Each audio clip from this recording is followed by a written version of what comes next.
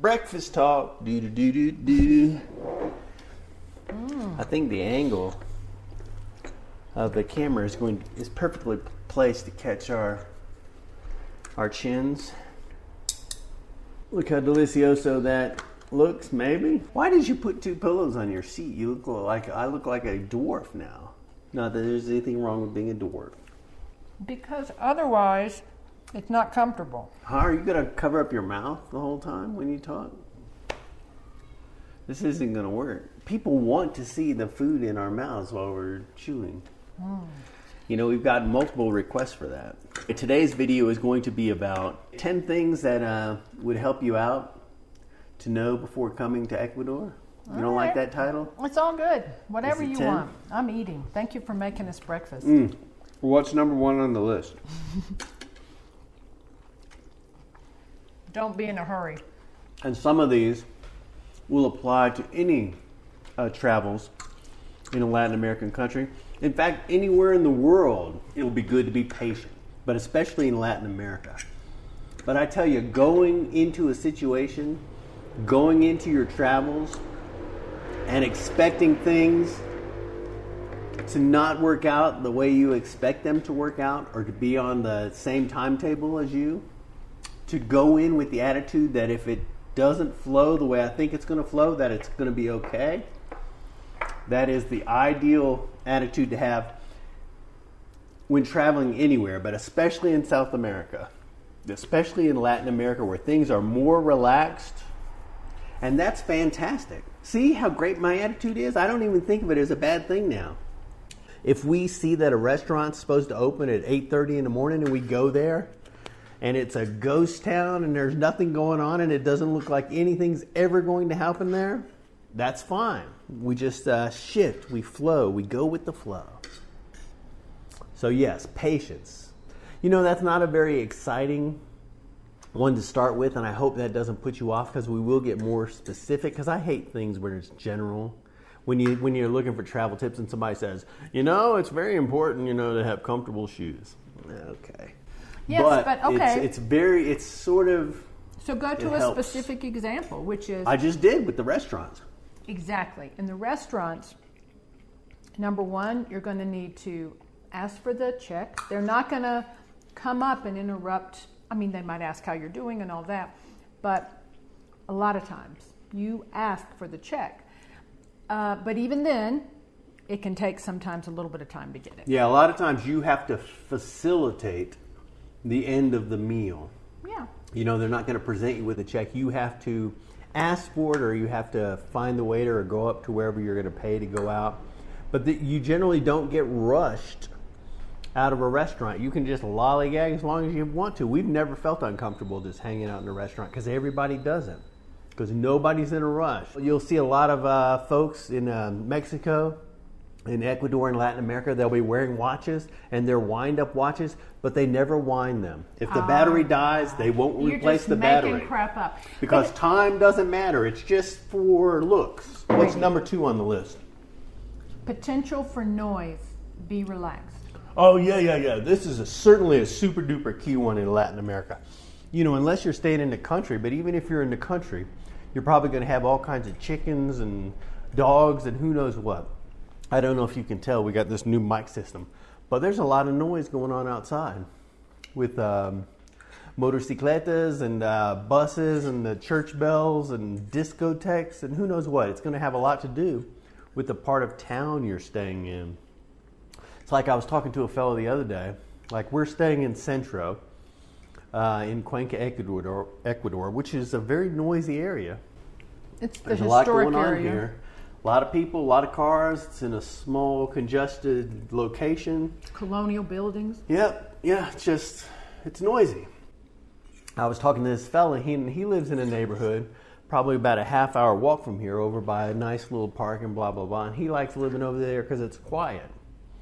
But he's still surrounded by Latin people in a Latin culture. And I've watched a lot of videos, you know, in people that live in Gringo land in different areas. And no matter where you're at, you know, you might have neighbors staying up late and playing loud music. You might have karaoke. You know, dogs are a big part of Latin culture, especially when you get away from Centro, even in Centro. But once you get out to where the houses are spread out a little bit and people got a little bit of space and, an actual house instead of an apartment, they love to populate the yard with packs of wild feral dogs. And sometimes they'll be on the roof. You know that? You've experienced that? Yes, I have experienced it. Remember when we were in Mexico? But we haven't lived outside of this area. Okay. Yeah, but we've walked around. There's plenty of dogs barking. There's plenty, because it's like a security system. Tell me I'm a lie. Sure. You might want to bring your earplugs, right? I've got cotton. I've got earplugs. Mm-hmm. But I don't hardly use them as much as I used to. In fact, I've got earplugs. That's true. You got used to it. That work very well, and I just don't require it as much anymore, because if you can change your attitude, that will be better.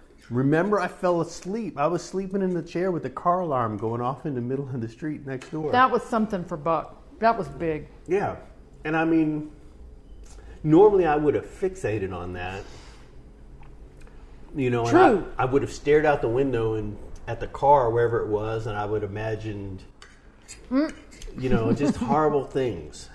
But I didn't do it. This time I just went to sleep. Isn't that amazing? And it's so liberating. I'm sorry I keep getting up, but last time the camera cut off, so I don't have as much confidence in it as I used to. So yes, those are two generic things about the noise and about the being more relaxed on the time schedule. Mm-hmm. But even though they're generic, we wanted to put them as 1 and 2 because I think they're super duper important to really make the most of your trip. Yeah. So what do we got for number 3? Number 3 is language differences on faucets and in bathrooms. Okay, that's pretty practical. Why don't you take the lead on this one, honey? So you can, I can eat. So you can eat a bite. So you're looking at the faucets and assuming they're labeled right. C is caliente, which is hot, not cold. And then you have frío, F. There you go. We had heard and read and watched on videos and through our research that hot water might be scarce in Ecuador. But we've stayed in 1, 2, 3. This is our 4th Airbnb. And they've pretty much all been older buildings except for the last one we were in, which was kind of old, but it had been renovated and it was more gringo-ish.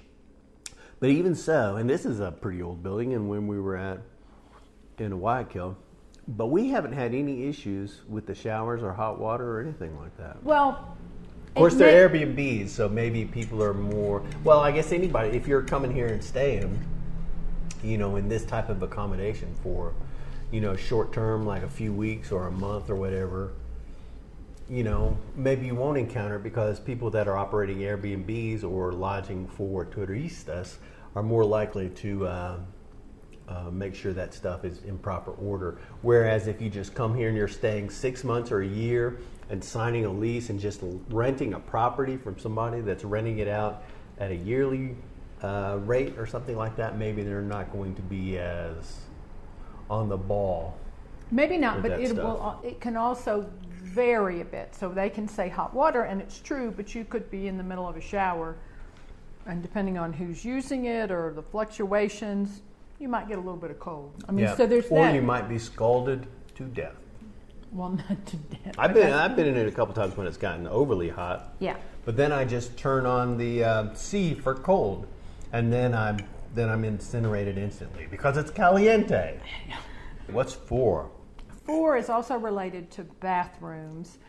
Bring your own toilet paper, just to be sure. Toilet paper is always a good thing to have. Yeah, in any country, so you don't do the Seinfeld. Remember Elaine in the Seinfeld episode? She needed squares. We got our little tourist fanny packs when we're out roaming around town. We've always got a little bit of toilet paper in our thing just in case if we're using a public restroom. We'll have that. But we haven't had that issue on this trip. Mm-hmm. Everywhere we've gone has had toilet paper except for yesterday, right? Mm-hmm. That was the first time in 7 or 8 weeks. And was that a free toilet? Mm-hmm. because sometimes you have to pay. We haven't seen it as much here in Ecuador as we did in Mexico. But sometimes to use a toilet, at a bus station or in a public area, or like there's a place on the street over here on Grand Columbia where they have a bathroom where you pay to go in. There's one over by where we like to go, the Le Bistro, where we like to go get coffee and crepes. They have a bathroom in that little square area, but it's a pay bathroom. Although, since we're eating at Le Bistro, I just get a little ticket. I can ask my waiter for a ticket, and he'll give me a thing, and I'll just give over there and give a ticket to the girl instead of a quarter. It's almost like validated. It's like you go get your parking validated so you don't have to pay. I get a little validation so I don't have to pay to comb my hair. But what else? Oh, the bathrooms are very small in Ecuador. So, you're going to encounter it. Sometimes they're very subterranean, elfin. It's a lot like Lord of the Rings, or it's just a different world. So, coffee shops haven't been. It helps if you're a small person. Because the bathrooms the baños can be on the compact side, or if you're if you're going to be here for a year or something, a long time, you're going to have to use them. But if you're just coming to Ecuador for a short period of time, just a matter of days or weeks, then maybe just go before you leave home. Maybe. That's excellent. But that's another little thing. And that's kind of Ecuador specific. So far in Mexico, I don't think the bathrooms were overly small. Mm-mm. Yeah, but here they're very interesting bathrooms.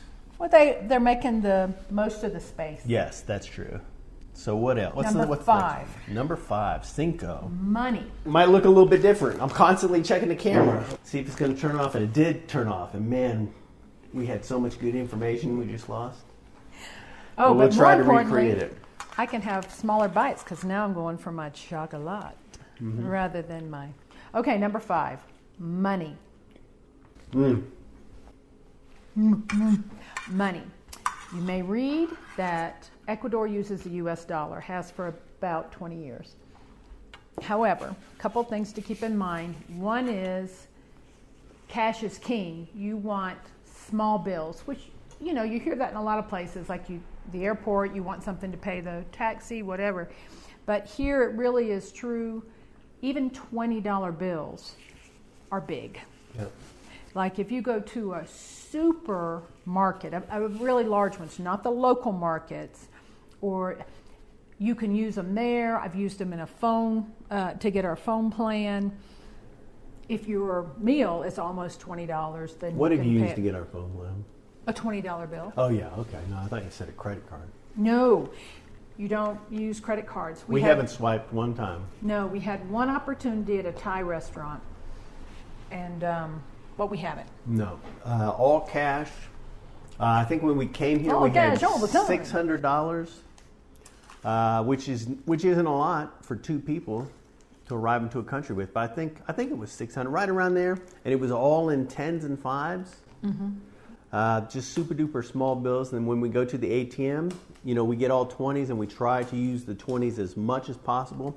Every opportunity we get, we try to bust up the 20. So if we're spending almost 20, or we're in a bigger grocery store, or we're in a busy place where we think we're going to have enough change, we try to use the 20, because a lot of times we're in businesses where they don't want 20s, because we're kind of trying to live on a local level, using a local restaurants and small businesses and the mercados and people on the street selling stuff. And they want exact change. They want small bills. They don't want to be fooling with a lot of stuff. That's right. So small bills are king. So you don't need a lot of big bills. You want to avoid them. You want to have cash, unless you're, hoity-toity, living the life of luxury, in some resort or whatever where you can swipe away. But just living like a local, you're not using your credit card a lot, or the option hasn't presented itself too much to us.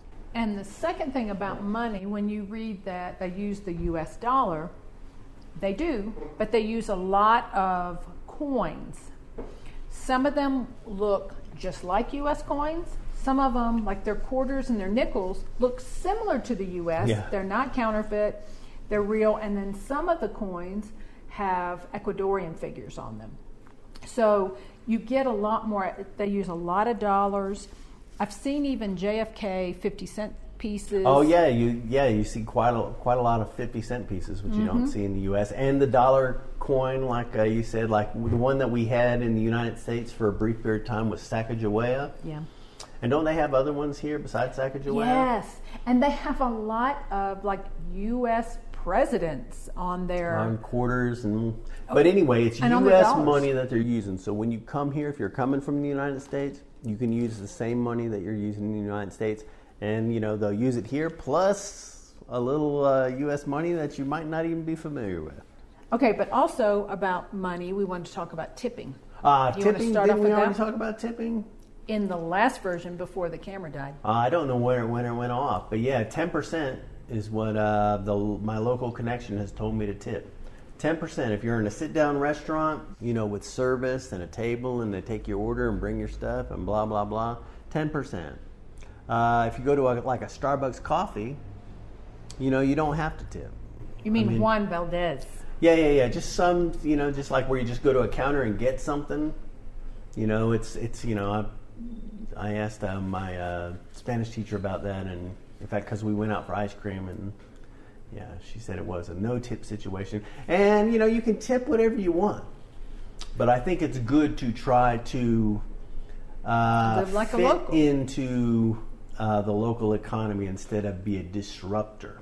You don't want to create an imbalance where businesses would rather cater to gringos because they're going to make more money off of them, and then maybe locals won't get as good a service, or you don't want to create a situation where it makes you where you're going to be taken advantage of. You just don't want to create an imbalance where you're making it harder on yourself and harder on the locals. You want to fit into the economy instead of making it harder for other people. Now it's tough with Airbnbs because Airbnbs are kind of disrupting rental prices and that's everywhere. Housing everywhere. So here at this Airbnb, when we got it, relatively speaking, it's a we're not paying that much by Airbnb standards. What are we paying for this here?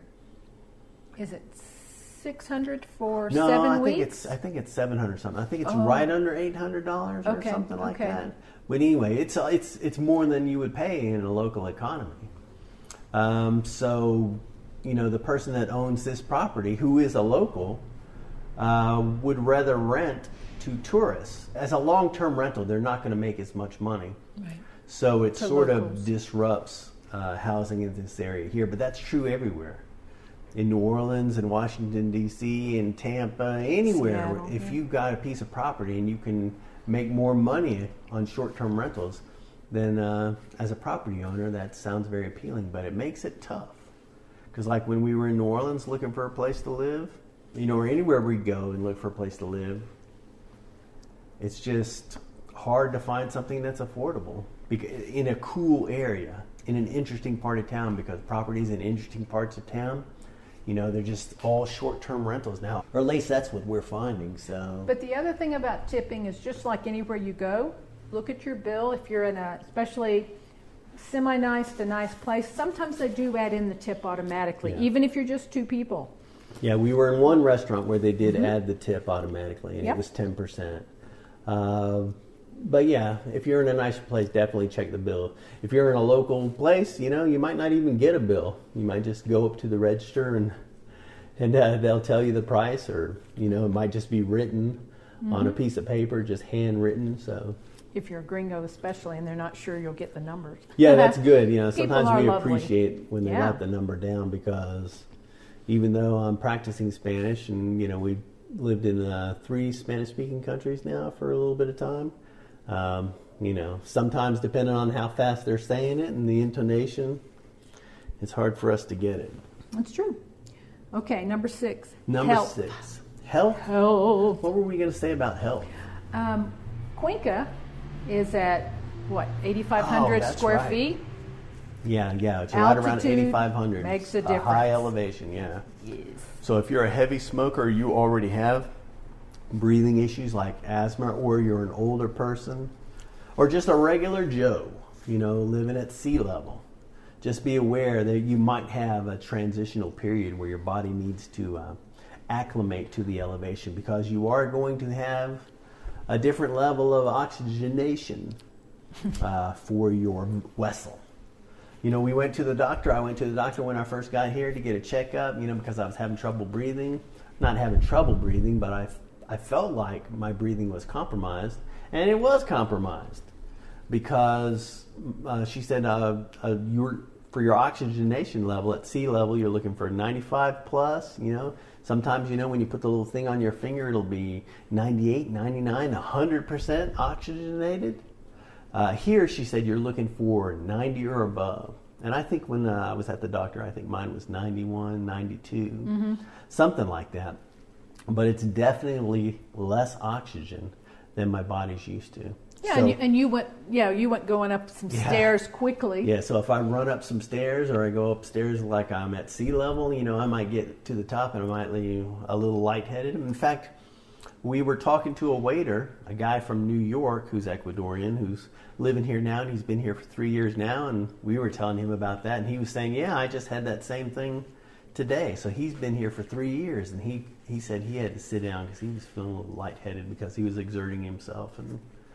And I've seen videos where I saw an interview with some lady who lived in Cuenca for 7 years, and she loved it, and you know, the only reason she left to go live on the coast was because she was getting older, and she didn't feel like physically she was as robust as she could be. So she went, yeah. She just felt like, you know, she had a good run at this elevation, and that it was going to be better for her long-term health to go somewhere where there was a little more oxygen. And Quito, the capital, Quito's even higher than Cuenca. So altitude is one thing to consider. But also, I think we had also talked about, because it's at the equator, this is equator, sunburns, we have big old silly hats. Yeah. But silly hats. But you do want to consider that even when the sun's not out, you know, you're getting some extra rays. I made a video yesterday and I mentioned that in the little thing. I put the thing on saying that one of the best things that I brought, that I packed, was a big hat, which I didn't have to. I could have bought a big hat when I was here. But if you're going to bring a hat, you know, it takes up space in your luggage or whatever with a hat, a wide-brimmed hat is a smart choice, especially here now in April and May. I mean, we get rain almost every day. So it's nice to have a hat while we're out and about. But yeah, especially key for the sun. So if you're like me and you're blessed with the gift of less hair in certain areas, you know, like this here, I couldn't go out and walk around, you know, for a few hours like this here on the equator. Not with your fair skin either. That would be the end of me. That would be suicide. I would only leave the house without my hat if I was depressed. Okay. What else? Oh, for health, do we talk about water here? You want to stay hydrated, but that's anywhere. No, I'm talking about just the water in general for your health. You don't want to drink the water in Ecuador in almost every place out of the sink or faucet or whatever, because it's not potable. Now, we have heard and been told and been confirmed by locals, and everybody that we've asked has told us that the water here in Cuenca is potable. You can drink it right out of the sink, and we've read that online as well. But we have also been told that you still might have some concerns with the water if you're in an older building or an older apartment, because they have older pipes, and so there might be some compromise there. But I have had tap water in restaurants. Yeah, well, sometimes they bring you water and you don't know where it's from. And I'm not really crazy about drinking it. In fact, we bought a filter, because we had a filter in the first Airbnb we were at, and then we got to this Airbnb and there wasn't a filter, so we went and bought a water filter just because it makes us feel more confident with the water, although theoretically water is drinkable in Cuenca right out of the tap. But I don't think there is any other place in Ecuador where you want to not have filtered water or bottled water.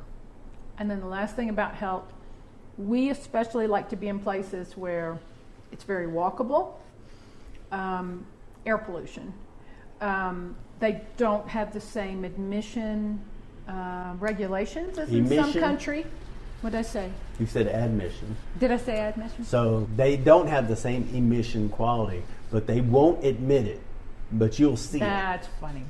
You'll be standing on a corner waiting to cross the street, and a bus will and take off and just leave you in a sooty cloud. I mean, it's tough walking around sometimes. Just the inhalation of the fumes. It's not great. You know, we are, like I said, we are in the historic area. Mm-hmm. The streets are narrow. The buildings crowd right up to the street. So you're really stuck almost in a groove with way too much traffic. And, you know, with the lack of regulation with the emissions, you know, it really builds up. And, you know, so you can get up in the morning and do your cardio, and you can eat your carrots, and you can do everything great for your health here. But man, once you hit those streets, you might be sucking on some fumes. So that's sucking on fumes combined with the higher elevation. You know, you're probably not going to survive. Okay. Have your affairs in order before you come. Old people talk. Yeah. Number 7 is sort of related. They dovetail. On the road. On the road. What's on the road? As a pedestrian. Oh, yeah. So we talked about the air pollution, but as a pedestrian, you want to be very, very, very careful. And this is true in Mexico and other Latin places we've been, but... Well, it's somewhat everywhere, but yes, we have seen it a little more in Latin America. But they drive like crazy here. Well, when you're crossing the road and traffic is stopped, you still want to look out for motorcycles. Yeah. They like to squeeze in any little places, or bicycles. But is usually, jaywalking a thing? You can. Yeah, I don't know. People just Here go. you can. Cars go when they can, and people go when they can. It's just a flow. The rules, nobody seems to follow the rules. Everything seems to work, but you have to have a lot of personal accountability. You know, if traffic is stopped and congested and there's no movement and you want to cross the street, you know, you can make your way through the traffic and cross the street. But, you know, take personal accountability, because you're able to go, so you're going to go. But if somebody else can go, they're going to be going. So even though traffic is stalled and it looks fine, and you think, all righty, here's my opportunity, there's a guy on a motorcycle who's enjoying his opportunity. And, you know, when your opportunities meet, boom, then you get to take advantage of the lower health costs available here in Ecuador.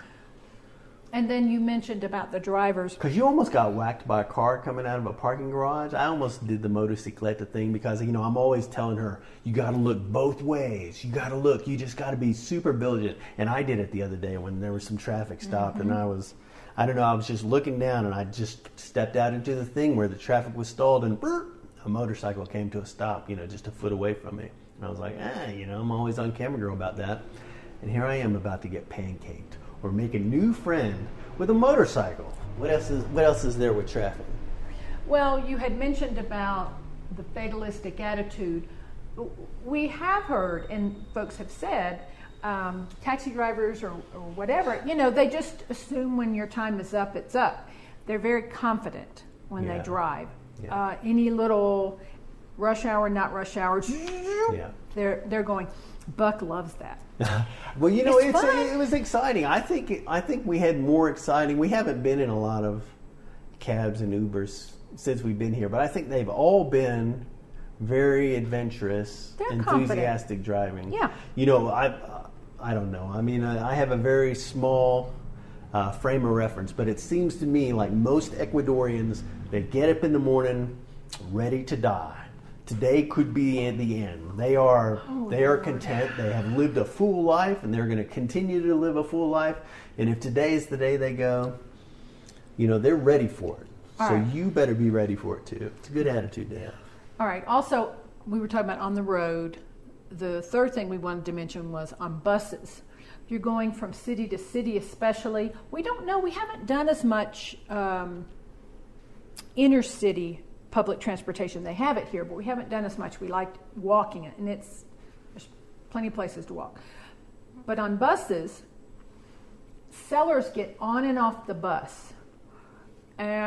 Sometimes, and they have a variety of ways of selling their products, but they can throw things at you, and you might think, oh, this is part of the, the cost of riding the bus. It is not. So if somebody tries to give you something, do not take it. Yeah.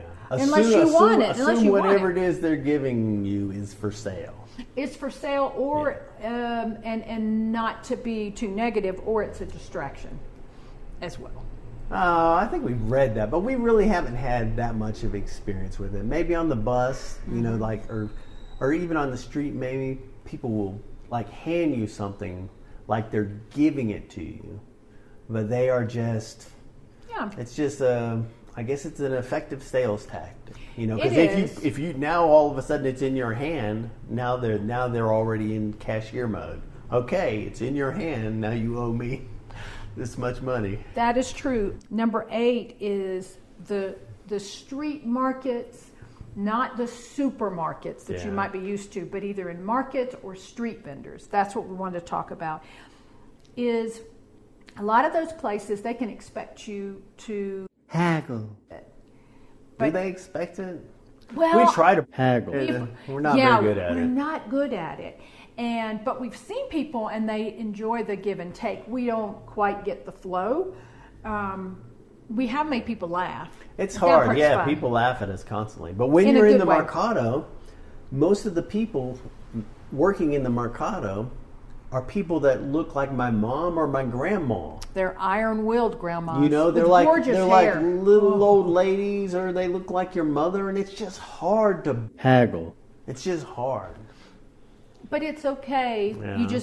We don't always haggle. No, I think we're just at the end of our rope with the idea of bartering. We like the idea that we can go into a market and be like a local person, but we don't know how to do it. So we've read that bartering's a thing, but I think we have folded up the tent and now we just pay whatever they tell us the price is. I think we're at that point in our thing, because we did it the other day. We went to a little place, and I thought we were very successful because I felt like we got a really good deal and blah, blah, blah. But we didn't really haggle. One time, the time before, the lady told me 3 dragon fruit for $1, and I'd get 4, and I got 4. But and we smile, and of course you're respectful. She didn't seem like she was happy about it, but she did it, so I don't know. And I bartered for this hat, which I will mention in every video about bartering. But yes, I don't know. You can haggle. If you enjoy that kind of thing, you can experiment with it. I mean, there are a lot of places in the Mercados. In fact, all the places in the Mercados, I don't think anything has a price on it. No. And when you see anything on the street really doesn't have a price for the most part. No, you're asking cuánto cuesta. Yeah. Cuesta. Yeah, so, follow your heart, but haggling is a thing. It is a thing. Number 9, earthquakes. So we're in Ecuador. We're along the Pacific coast. If you Google Ring of Fire, it'll come up that there is a ring that circles all around Asia and then up north around Japan and down along Alaska and along the California coast and the South America coast. And that is called the Ring of Fire. And it is a geographic area on planet Earth where there is a Johnny Cash song. No, sorry. It's just an unusually high amount of volcanic and the tectonic plate earthquake and volcano activity. Mm-hmm. Guatemala has a lot of volcanoes, and Mexico and just all kinds of places along this Ring of Fire. They experience more earthquake activity than the rest of the world in general. And Mother Nature talks to you one way or another in different parts of the world. Yeah. I mean, when I lived in Alaska for the summer, we used to get little tremors all the time. But you wouldn't even feel them. You would get up in the middle of the night, or you might be standing around somewhere and you would just feel something that was a little bit off. And it was because there was like a tremor in the earth. Hardly even qualified as an earthquake. I don't know what it takes to be an earthquake, but it was definitely the world moving under your feet. And My mother was in an earthquake in 1964 in Alaska. In fact, the second largest earthquake in recorded history. And we were in one of the biggest earthquakes. Camera girl and I, right here in Ecuador on this trip. What was it? It was 6.8. 8? Yeah, we were in. This was my first earthquake. Mercado Diaz. It was my this was my second one. But that was my second one at the time. But it was the first earthquake where I wasn't attached to an umbilical cord. Isn't that fascinating? Yeah, but we were in the Mercado. We were second floor. Number 10 over here on the second floor. And this earthquake lasted for, I think, about 25 or 30 seconds or a little bit more. I'll put a link down below to a YouTube video of some people on air, some reporters and stuff that experienced the earthquake, because that was the same earthquake we were in, and it was 6.8. And I mean, the building shook. I mean, it was. But it was fascinating. Nothing fell off shelves you see in movies. We were in the market though, so they don't really have things on shelves. They're like, some people. You would think that a bunch of apples would have been rolling around. But anyway, the walls, everything was shaking. You know, people were stunned at first, and then all of a sudden, people started hustling and running and kind of screaming a little bit and hollering.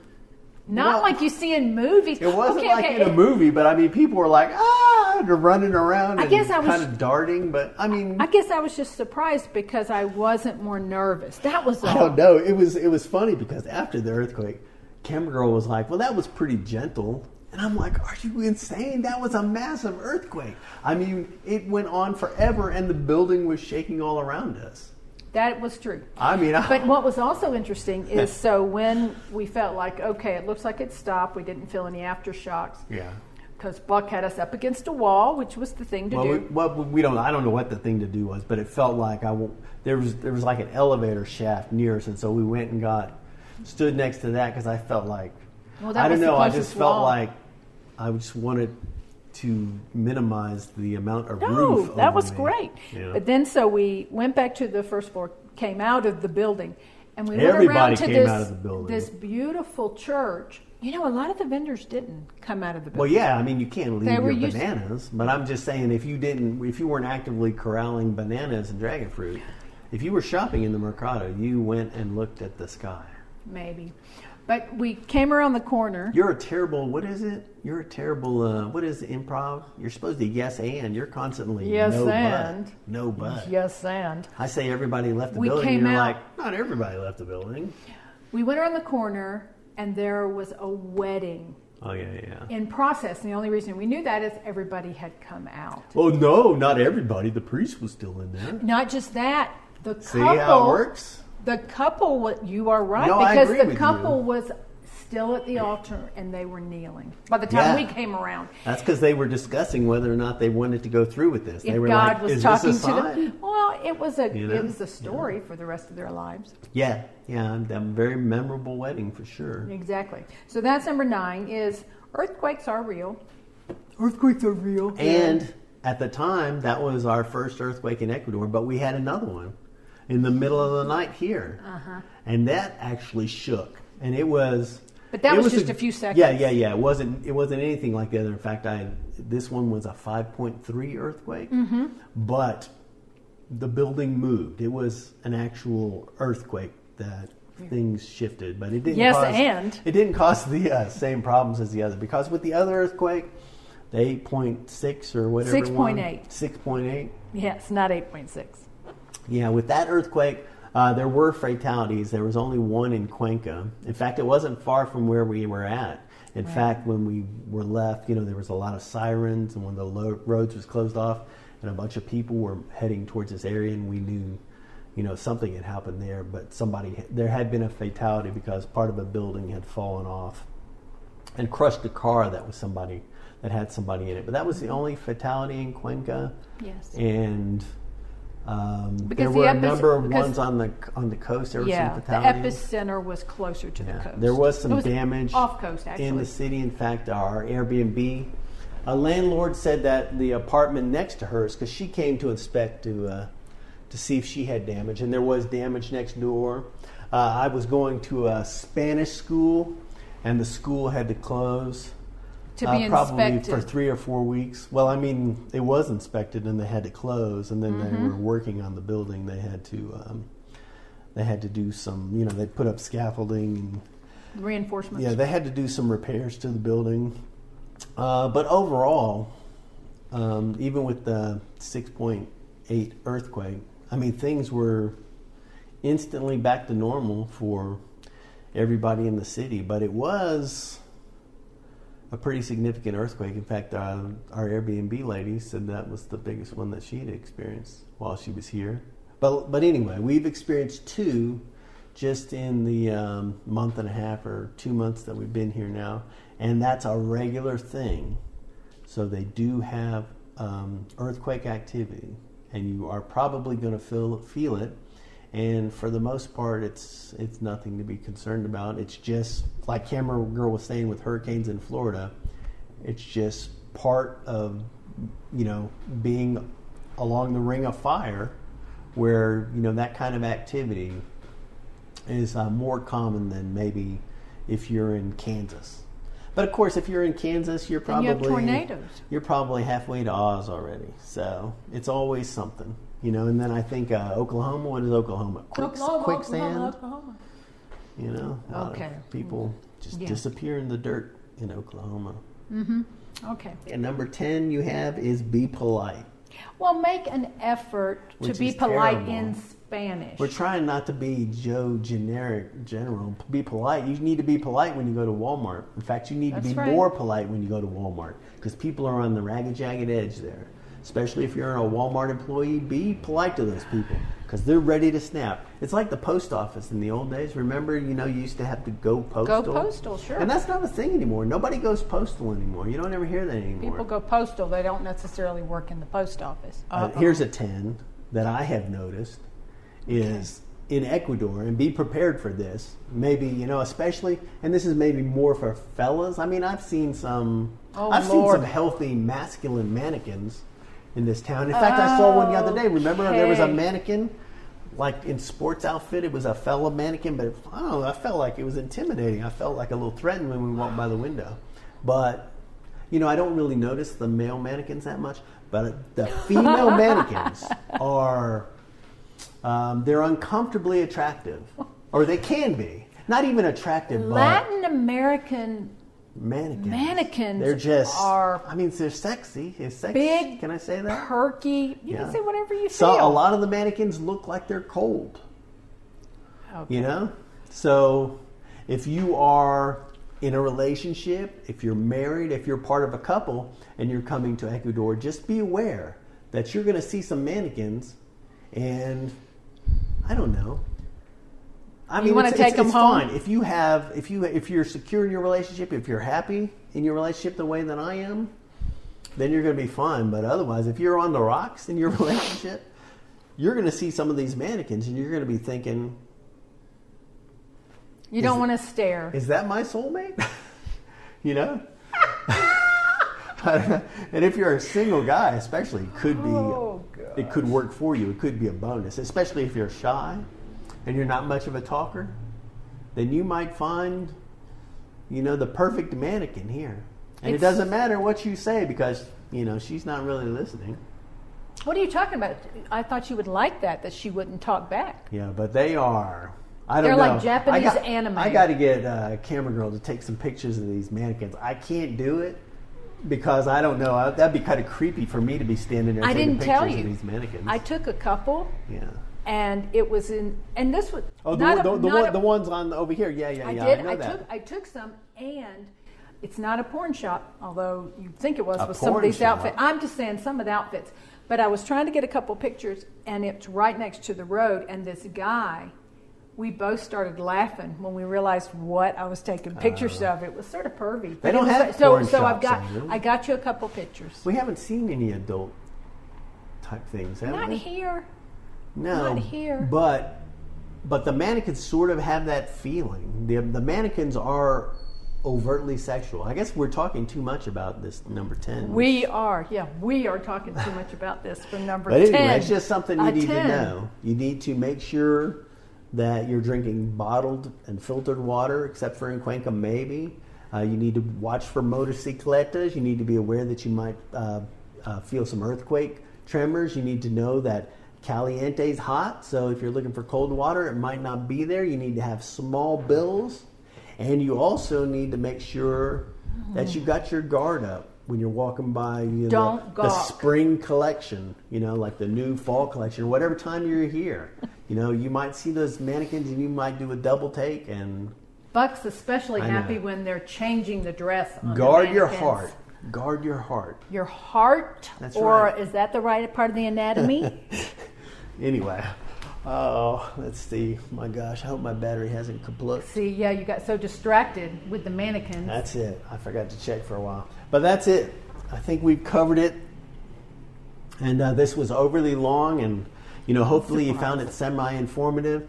Ecuador is a very interesting place. We have been in Guayaquil, and we've been in Cuenca, and that's it. And we're Slowpoke travel, so we're really not going to go anywhere this trip besides Cuenca. Even though there's a lot of diversity in this one country. We have read but the Amazon, the Andes, the coast. There's well, all we these haven't been to that. We've villages. been to the Andes, but I mean there is a large diversity of coffee shops here in Cuenca. We do know that personally. Yeah, but we're enjoying it, and we have spent quite a little bit of time in Mexico and some time in Chile, and now we're going to end up spending 3 months here. And so we've had some experience in Latin American countries now. And I think even though the most general things that we have on our little list is about being patient and being tolerant of noise, I think those are probably the two most important things. We've heard fireworks here a little bit, but not too much. Like in Mexico, a lot more horn honking here. That's another good thing is they do honk horns here a lot. I mean, if you are in an urban area, there's a lot of horn honking. They just do it because, like I said, the rules are kind of loose, so they're just kind of driving and they're just kind of going. And a lot of times they just instinctively honk going through an intersection. Exactly, just to let you know. Pedestrians know, to let the other direction of traffic know. So a lot of honking isn't to correct somebody. A lot of honking isn't to yell at somebody. A lot of honking is just information. So there's a lot of beep, beep, beep, beep, beep, beep, just to let you know that they're there. So sometimes at certain times of day when you're out and about, I don't know, I've just kind of tuned it out. But, the dog barking hasn't been too bad here. The fireworks haven't been too bad here. But overall, there's a lot to enjoy. Yeah. Even if you just want to eat. Go to the mercados and get the fresh fruits and vegetables. Yeah. If you enjoyed this video or any of our videos, if you like our stuff and you watch it regularly, we got a food channel, we got our travel channel here. You can support us over on Patreon. It really helps us out a bunch. We've got a PayPal thing if you want to buy us a cup of coffee.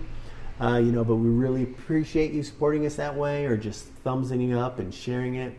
Really helps us out a bunch and enables us to do this stuff that we love to do. So thanks a bunch for watching, and hopefully our chewing won't be too loud and this video will work. But if not, we'll just shoot it again. There you go. Maybe it'll be more succinct. That's it. You maybe, lovely people. But what are the odds? But anyway, that's it. We'll talk to you in the future. Bye-bye. Bye-bye. Bye-bye.